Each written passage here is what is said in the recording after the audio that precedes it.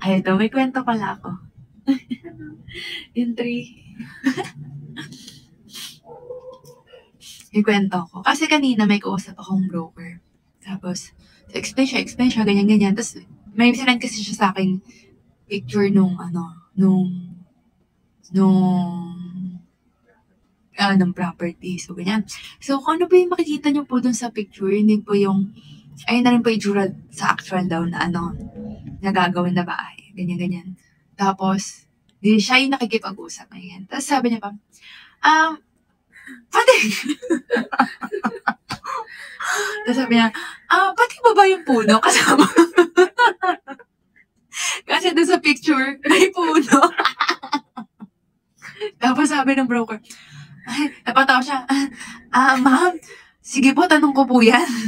Kasi, hindi ko nakalala yun. Kasi tawang-tawa talaga kami. At siya, gumagana na yung tawa namin. Tapos gumagana-gana na yung, oo, hindi siya makatawa kasi hindi siya pwedeng masyadong gumalaw yung mukha niya. Tapos gano'n siya tumawa. Ganun lang siya. Tapos, sa sobrang hindi namin kinaya, tapos sumalis na siya kasi nag-CR siya. Hindi nagpaalam na lang ako dun sa sa broker na, ganito po, sige po, balak na lang ako, ganyan. Tapos pagbalik niya, tawang-tawa siya. Tapos sabi ko sa kanya, bakit mo kasi bigla yung puno?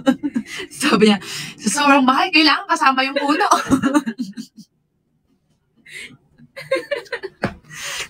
Diba? Sabi ko, hindi sana sa tatay ko na lang naman nagpagawa ng puno.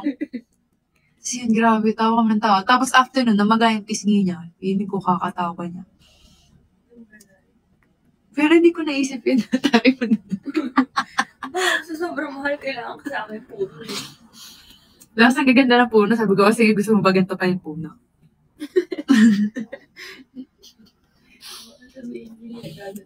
Oo, kaya hindi naman namin siya inaano, pero ewan ko rin dito, bakit yun naging reaction ko bro na, bakit mo nilatanda yung puno?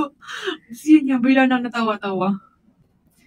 Pero totoo naman nga, kasi naman si mama sabi niya lahat na makikita Ganun na ganun. Galing mo.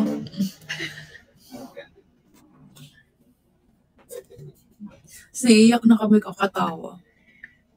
So, yun po ang kwentong puno. Oo, kasi sobrang siya Katida yung puno nakita mo. Pero seryoso siya sa tanong As in, seryoso siya, kaya hindi nakakatawa. Parang, hindi siya nagjo-joke.